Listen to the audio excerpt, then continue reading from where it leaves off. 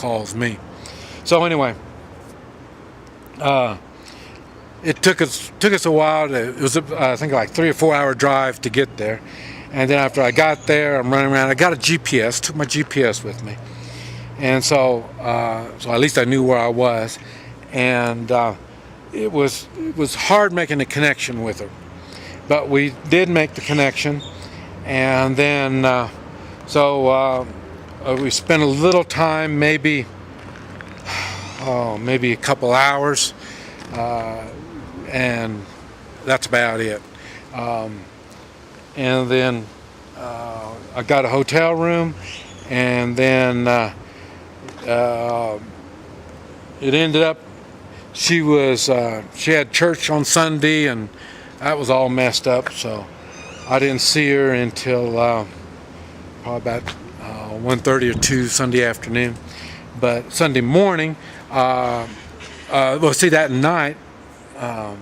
Saturday night when I saw her, I also met her family that's there and some friends, and so the friends, they could speak English much better than she could, and they said, well, what I want to do, because she's going to be busy in the morning. I said, okay, no problem. You have somebody I can work on, and so then I ended up working on people Sunday morning, working on her family and her friends.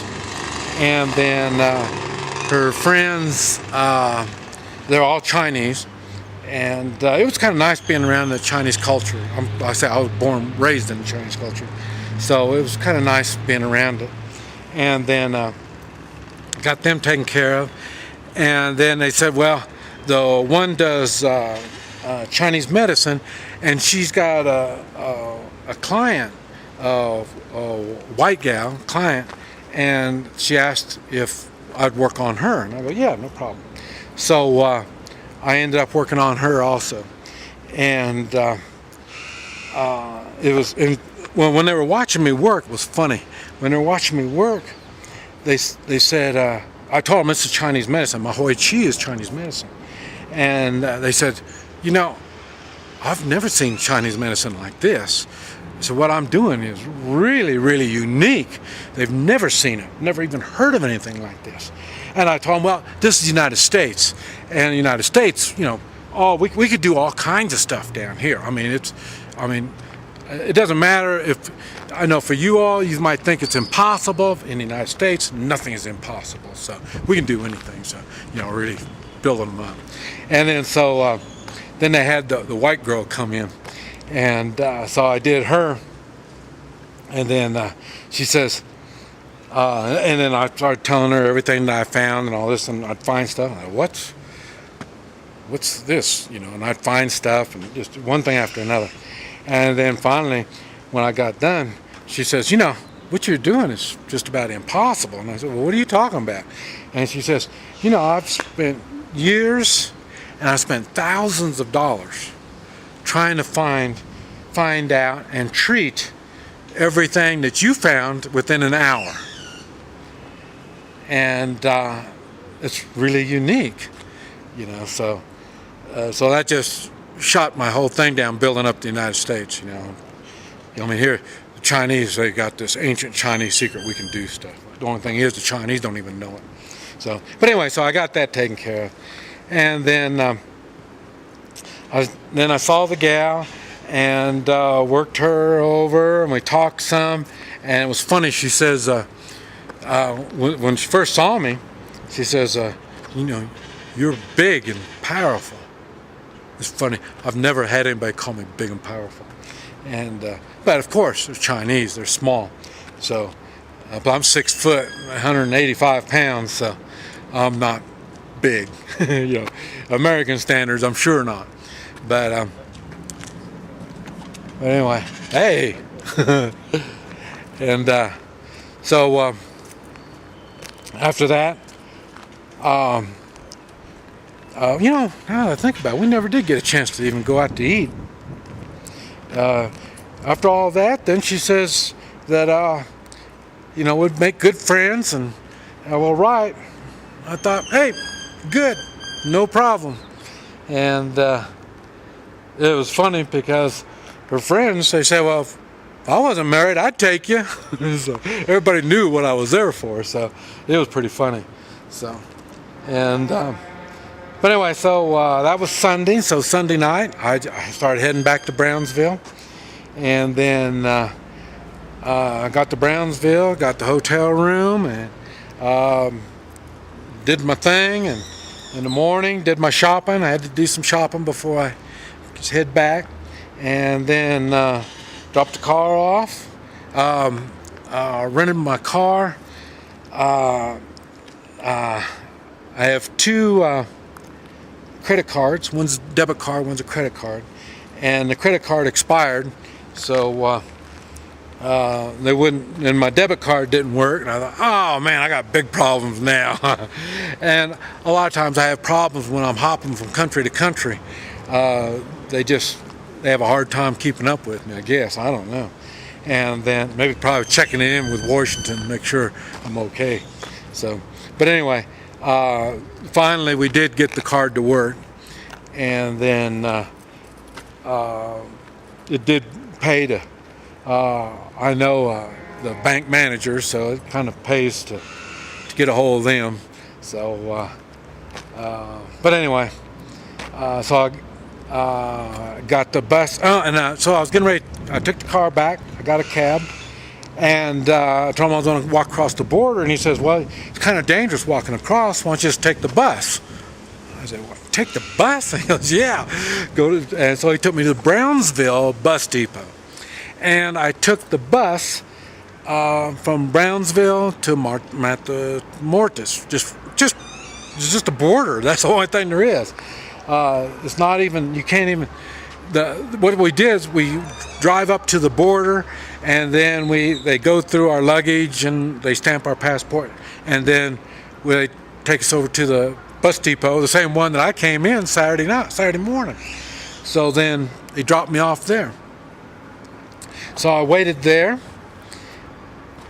and so that's much easier. Now see, I had to pay a cab, and the taxi cab people, they take advantage of the gringos, and they jack the prices up. And it's tough. So, but anyway, so taking the bus is really, really good. And while I'm waiting there for the bus, what do you know? I find somebody to talk to. Some sweet girl was sitting there by herself. So I went over and started talking to her. She could speak English. And come to find out, we're right on the border, so a lot of people can speak English in Matamoros. Now in Tapachula, the further south you go, there's less people speaking English. So, but anyway, so that's what she was explaining to me. There's more people there to speak. And so I asked her where she's going. She's going to Houston. From Matamoros, she is going to Houston. She's going to take a bus, and it was $45 for the bus. And it's about a 4 or 5 hour drive.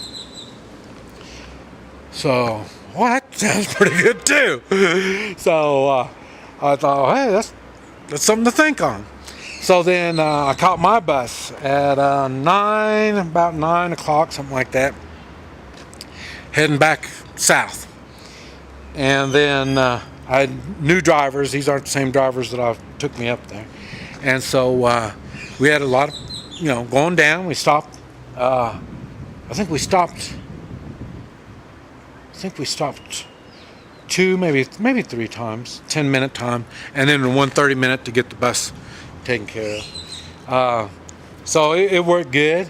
The seats on the bus were plenty big, but like I say, I'm not a big kind of guy, even though that sweet thing thought I was big, but I'm not that big, so I fit good in there. And so it was no problem. And coming back, I thought I was going to get sick again, but I guess you only get sick once. So now this makes me wonder about, I've always wondered about being seasick too. So I'm wondering probably seasick would probably be about the same. Once you get sick, you get over the sickness, then you get your sea legs, and then you'll probably be okay. But anyway, I was okay on the bus. Coming back, a matter of fact, I enjoyed the bus ride coming back. It may be because I kind of knew what to expect, and I knew they weren't going to leave me in one of these stops, and so it was pretty good. And so I got back in here like 5:30 or something like that this morning.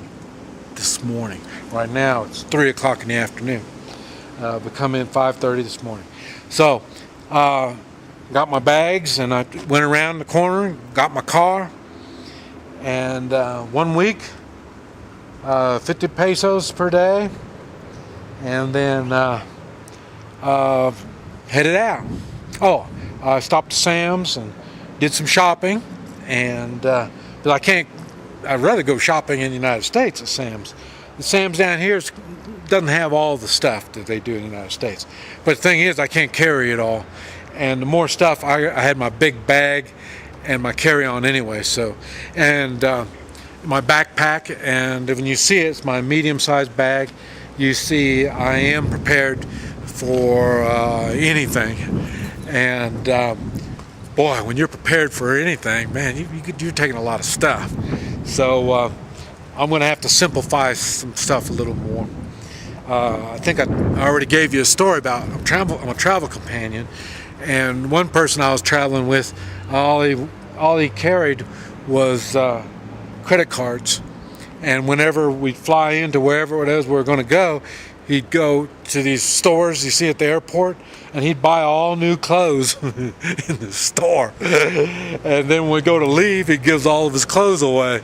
And same thing, he'll buy a suitcase and clothes, put it all in the suitcase, and then we do our thing.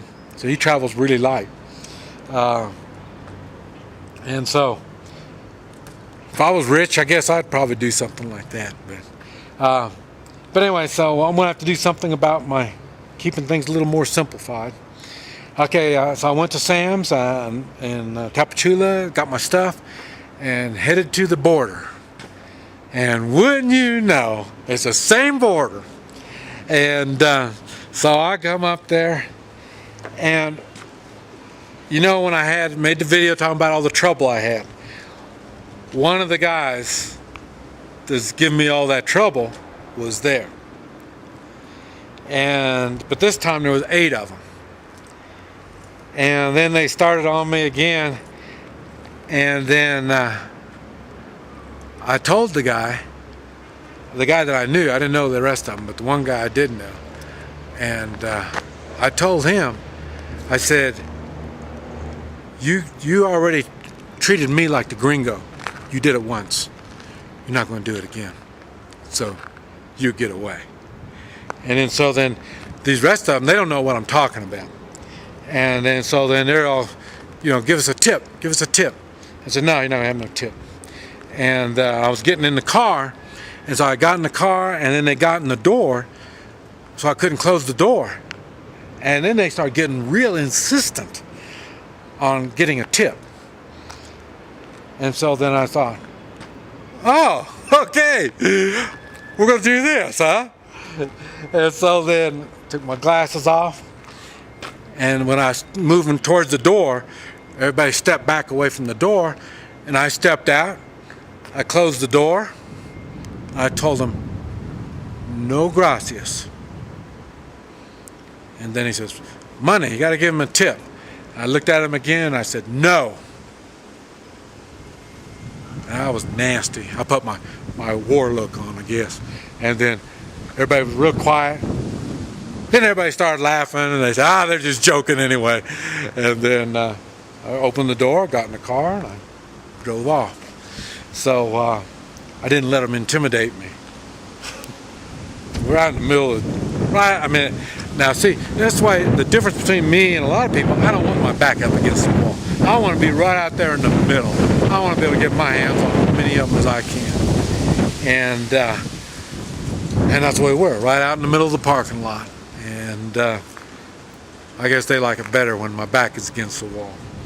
But anyway, so that was all done, and then I went on and went over and got all my stuff, my papers stamped and all that, and they ripped me off on that. When I came in to at the bus depot in Matamoros. The guy, I paid 300 pesos, and he gave me a 6-month visa, so I can go in and out 6 months. When I got down the other end, the suckers took it away from me. So kissed off my 300 pesos. It's about $30, $25, $30. So they got over on the gringo again. And then from there, I got back here. So anyway, that's what I got here. Now, I want to do another video, and I want to go step by step on the different tactics I used, how they applied, and I've made videos about this before. But like I say, what I'm trying to show you is when you apply, I've given you every bit of information you need to get through anything. And I say I want to talk about how it applied to all these different things. Okay, this is Mike, NoStressMike.com. See you on number 3.